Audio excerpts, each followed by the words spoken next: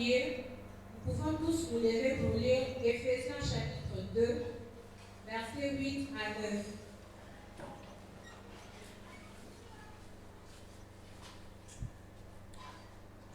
Je lis dans le nom de Jésus. C'est par la grâce, en effet, que vous êtes sauvés, par le moyen de la foi. Vous n'y êtes pour rien, c'est le don de Dieu. Cela ne vient pas des œuvres, afin que nul n'en tire orgueil. Amen. Nous pouvons nous asseoir.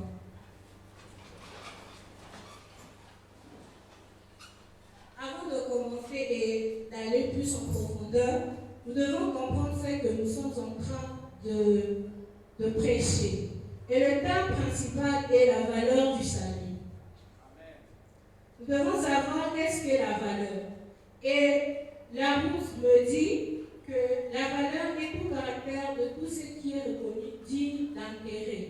Tout élément particulier que nous considérons comme étant digne de notre intérêt, que nous donnons intérêt à ce caractère, à cet élément en particulier. Le salut. Le salut est pour nous une félicité éternelle. La félicité, c'est le bonheur éternel. Amen, amen. La félicité, c'est la vie éternelle que nous avons en Jésus-Christ. Que le Seigneur soit béni. Le salut est pour nous une grâce. Ce n'est pas une offre, ce n'est pas un droit, mais c'est une grâce que nous avons pu développer durant cette semaine, dans cette rencontre. Nous voyons dans Jean 3,16 où le Seigneur, par son amour infini, nous rachète par son Fils Jésus-Christ. Nous sommes sauvés par Jésus-Christ, ce rachat que nous ne méritions pas par notre péché originel. Dans Jean 3,16, il est dit, car Dieu a tant aimé le monde, qu'il a donné son Fils unique, afin que quiconque croit en lui ne périsse point, mais qu'il ait la vie éternelle. Nous étions destinés à périr. Chacun d'entre nous, nous n'étions pas destinés à être fils de Dieu. Ce verset aussi nous montre comment est-ce que Dieu, par son amour infini, n'a pas voulu nous laisser tomber. Car si nous approfondissons encore, nous voyons que Adam ne s'est jamais excusé pour cet acte qu'il a commis. Ce verset nous fait aussi appeler à avoir foi en Jésus. Car sans la foi, nous ne recevons pas cette vie éternelle. Nous ne pouvons pas croire à ce que nous n'avons pas vu, mais nous devons croire parce que Jésus est venu nous racheter. Aujourd'hui, nous sommes proches du Père par Jésus-Christ. Avant, nous ne pouvions pas être près du Père, mais par Jésus-Christ, nous avons été appelés. Nous pouvons discuter avec le Père, peu importe les circonstances, peu importe l'endroit, peu importe les heures. Avant cela, nous n'avions pas eu cette grâce-là. Ce n'est pas un droit que l'on peut dire c'est mon droit d'avoir le salut éternel, mais c'est une grâce. C'est comme un privilège que Jésus nous a donné par le rachat de son sang précieux. Et nous devons avoir foi en ces Jésus-là. Nous devons garder la foi en ces dieux qui a fait en sorte que malgré notre péché, qui nous a écartés de lui, par son Fils Jésus-Christ, nous sommes rachetés. Et aujourd'hui, nous sommes appelés enfants de Dieu. Et nous avons le salut qui est la vie éternelle.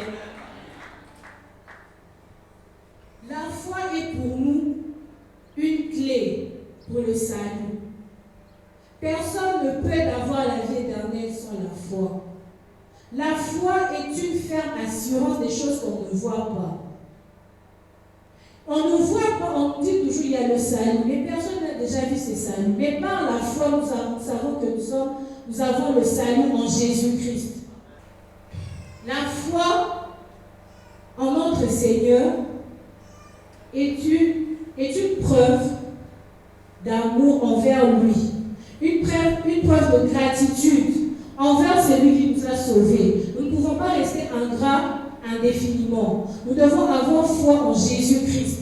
Ce qu'il nous dit dans Romains chapitre 1, verset 17, parce qu'en lui est révélée la justice de Dieu, par la foi et pour la foi. Selon qu'il est écrit, le juste vivra par la foi. Amen. Donc nous juste, nous avons la vie éternelle, nous avons la vie par la foi de Jésus-Christ. La foi en Jésus nous permet d'avoir cette vie-là. Et la vie, c'est notre but en tant que chrétien. Le salut, nous venons chaque dimanche, nous travaillons dans le ministère de Dieu. Ce n'est pas enfin, c'est pour le salut en Jésus-Christ. Et nous devons avoir la foi en ce Jésus-là. Nous dire qu'il est mort et ressuscité pour nous. Malgré le péché, malgré les indemnités que nous avons eues envers Dieu. Mais ce Jésus est venu nous racheter à un bas prix en se sacrifiant à la croix. Que le Seigneur soit béni. Amen. Nous parlons du salut et de ses valeurs. Le salut a plusieurs valeurs. Et de ces valeurs, nous pouvons citer la principale, qui est la vie éternelle. Nous tous, nous voulons avoir la vie éternelle. C'est par notre salut que nous avons la vie éternelle. Les autres valeurs que nous avons sont la grâce, que nous pouvons lire dans Tite, chapitre 2, verset 11, qui dit « Car la grâce de Dieu, source de salut pour tous les hommes, a été manifestée. » Amen. La grâce de Dieu, l'amour de Dieu, cette, comment je pourrais dire, cette faveur que Dieu nous a donnée, cette grâce nous a été donnée. Dieu, pour le salut, nous a donné cette grâce d'être appelé enfant de Dieu. Aujourd'hui, nous pouvons marcher partout, nous dirons que je suis un enfant de Dieu. Je suis un élu de Dieu par la grâce de Jésus-Christ. Par la grâce du Tout-Puissant, aujourd'hui, nous sommes appelés enfants de Dieu. Nous avons tous la grâce. Nous en bénéficions chaque jour. Se réveiller est une grâce.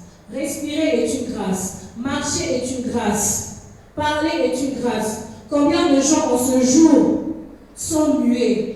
Combien de gens en ce jour luttent pour vivre? Mais vous et moi, nous faisons tout ce dont nos cœurs désirent. C'est par la grâce de Jésus-Christ. Parce qu'aujourd'hui encore, nous nous levons ce jour. Nous venons dans sa maison. Nous n'avons plus de limites avec le Seigneur. Nous n'avons plus aucune barrière qui nous empêchait de causer avec le Père, de discuter de tout problème. Aujourd'hui, nous avons cette grâce-là. La grâce de notre salut a été donnée par Jésus-Christ. Et aujourd'hui, nous sommes appelés enfants du Très-Haut. Personne ne peut jouer avec un enfant du Très-Haut parce qu'il sait qu'il a la grâce. Même les démons le savent que nous avons la grâce de Jésus-Christ. De cette grâce-là, cette grâce nous a été donnée à bas prix. Et je ne cesserai de le répéter. Car nous savons bien, nous lisons tous nos Bibles, qu'en science, les enfants d'Israël n'avaient pas cette grâce de discuter, n'avaient pas cette, en moindre péché, ils devaient faire plusieurs exercices. Mais aujourd'hui, par la grâce de Jésus-Christ, il suffit juste d'entrer dans ta chambre, de te mettre à genoux, de dire Seigneur pardonne, et il te pardonne. Voyez cette grâce un peu que Jésus nous a emmenés par ce salut ici. Nous avons cette grâce-là avec le Père. Nous sommes appelés. On peut parler à Dieu à 0h, il va nous répondre. À 23h, il va nous répondre. C'est une grâce que personne n'arrive à comprendre, mais cette grâce nous a été donnée. Que le Seigneur soit béni. Nous avons aussi la réconciliation. La réconciliation, nous la trouvons dans Romains chapitre 5, versets 10 à 11, qui dit « Car si, lorsque nous étions ennemis, nous avons été réconciliés par Dieu, par la mort de son Fils, nous voyons que nous étions ennemis avec Dieu. Nous avons ce fossé avec notre Père. Nous ne pouvons pas nous approcher de Dieu en étant saints. Il fallait passer par plusieurs schémas pour parler à Dieu. Il fallait passer par un sacrificateur pour dire à Dieu, non, j'ai tel problème. Nous étions ennemis de Dieu. Mais par la mort de son Fils, par ce sang coulé, l'agneau immolé, nous avons été réconciliés avec le Père. Et aujourd'hui, nous avons ces privilèges-là de nous parler, ce privilège-là, car le tout a été comblé par la mort de Jésus-Christ. Amen. À plus forte raison, étant réconciliés, serons-nous sauvés par sa vie? Nous serons sauvés par la vie de Jésus-Christ. Jésus-Christ nous sauve par sa vie, nous retire de ces jours de mort. Quand nous étions destinés à mourir, nous étions destinés à être dans les abîmes, dans les abysses. Mais aujourd'hui, nous sommes appelés à la vie éternelle. Aucun chrétien n'est appelé à mourir. Nous sommes tous appelés à avoir la vie éternelle. Cela a été donné par Jésus-Christ. Bien plus, nous nous glorifions en Dieu par notre Seigneur Jésus-Christ, par qui maintenant nous avons obtenu la réconciliation. Que le Seigneur soit béni.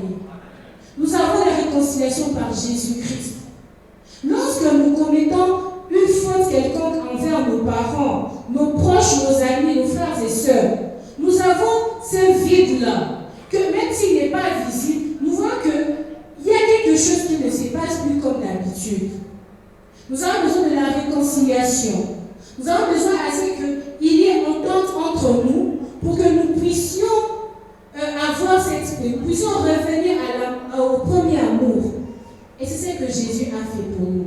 Il nous a réconciliés avec Dieu. Et aujourd'hui, nous sommes là, vivants. Nous vivons jour pour jour. Mais combien de gens meurent? Combien de gens périssent? Nous ne sommes pas plus spéciaux qu'eux. Mais nous avons cette grâce. Nous avons été réconciliés avec notre Père. Et aujourd'hui, nous sommes en vie. Nous sommes bien portants. Que le Seigneur bénisse tout à chacun d'entre nous. Nous avons aussi la liberté. Dans Jean chapitre 8, verset 36, il dit: si donc le Fils vous affranchit, vous serez réellement libre. Affranchir quelqu'un, c'est lui rendre sa liberté. Si Jésus nous libère de ce monde, car nous sommes du monde, mais nous ne sommes pas de ce monde.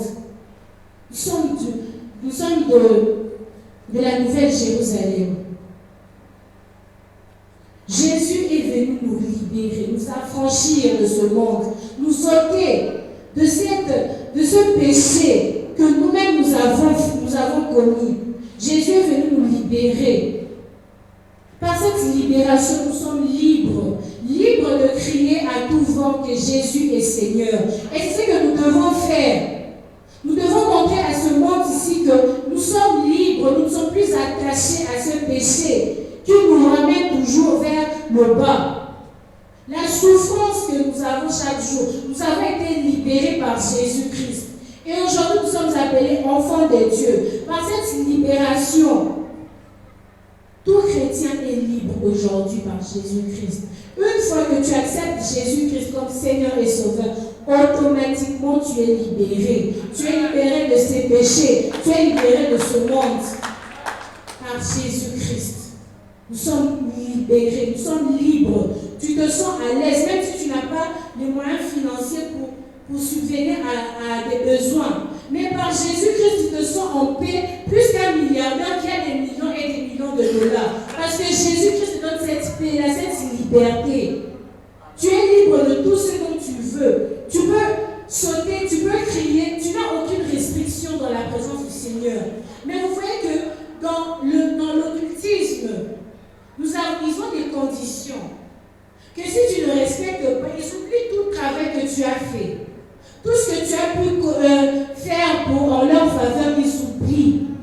Ils gardent seulement la seule erreur que tu as faite. Mais Jésus-Christ nous libère. Et quand nous sommes libérés, peu importe les fautes que nous commettons, si seulement nous nous prosternons, demandons pardon à Dieu, il nous pardonne. Il nous pardonne car il est juste. Et nous avons cette vie éternelle par ce juste juge, qui juge toujours en notre faveur parce que nous sommes ses enfants. Un père ne peut jamais laisser son enfant dans le mal. Il ne peut jamais laisser son enfant souffrir. Peu importe l'erreur que l'enfant a fait. Mais il suffit que l'enfant revienne vers son père et dise: papa, je suis désolé. Le père lui pardonne. Et c'est ce que Dieu aussi a fait pour nous. Il nous a pardonné en donnant son Fils unique. Et aujourd'hui, nous avons cette liberté. Que le Seigneur nous bénisse tout un chacun parce que nous sommes libres aujourd'hui. Nous sommes appelés libres. Nos chaînes ont été brisées par Jésus-Christ. Nous avons été affranchis par le Seigneur. C'est là par notre foi. Bien-aimés, nous devons avoir foi en Jésus. Nous devons avoir foi en celui qui nous a libérés. Nous avons toujours foi en nous-mêmes, nous nous estimons capables de. Mais surestimons Jésus parce qu'il est plus capable de l'impossible. Là où nous appelons possible, nous appelons impossible. Jésus l'appelle possible. Parce que là où nous sommes bloqués, Jésus libère. Là où nous sommes fermés, Jésus ouvre. Par la foi. Par la foi, nous disons que nous pouvons dire à une montagne de se jeter à l'eau. Par une infime foi. Et si notre foi elle est grande, nous pouvons faire tant de choses. Dieu nous appelle à avoir la foi en lui. Foi en ce qu'il est capable. Nous avons foi aujourd'hui, nous disons, ah, l'ennemi est capable de faire tant de choses. Et pourquoi ne pas avoir foi en celui qui a créé cet ennemi?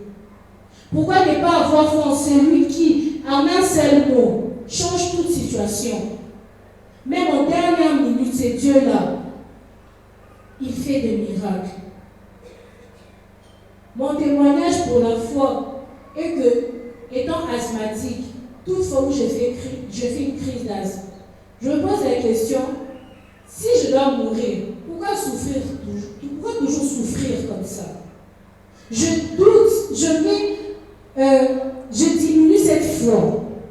Parce que je vois que la maladie, l'ennemi est plus grand. Mais c'est Dieu-là a dit qu'il est le Dieu de l'impossible. Rien chez lui ne peut entrer de la même façon et ressortir comme il est entré. Donc c'est Dieu-là est capable, dans des situations très critiques, même à 23h59, il va agir dans nos vies. Et nous devons avoir cette foi-là. Et quand je vois mes parents prier, je me dis, Seigneur, donne-moi même cette foi-là, même juste un peu que je puisse me dire que je vais me réveiller demain. Juste me réveiller et il me guérit. Non seulement il me réveille le lendemain, mais il me donne cette guérison que je n'avais même pas idée. Je me disais, je préfère même continuer à avoir cette asthme, mais que demain je me réveille. Mais ce Dieu-là enlève l'asthme, me permet de me réveiller le matin. Et c'est ce Dieu-là dans des situations compliquées. Est-ce qu'il peut se taire quand tu mets tes genoux à terre? Quand tu es affranchi par Jésus-Christ, quand tu es affranchi par le Saint-Esprit, quand tu as cette foi en lui, est-ce que ce Dieu-là peut te laisser tomber? Il faut avoir la foi en Dieu. Dieu est notre seul secours.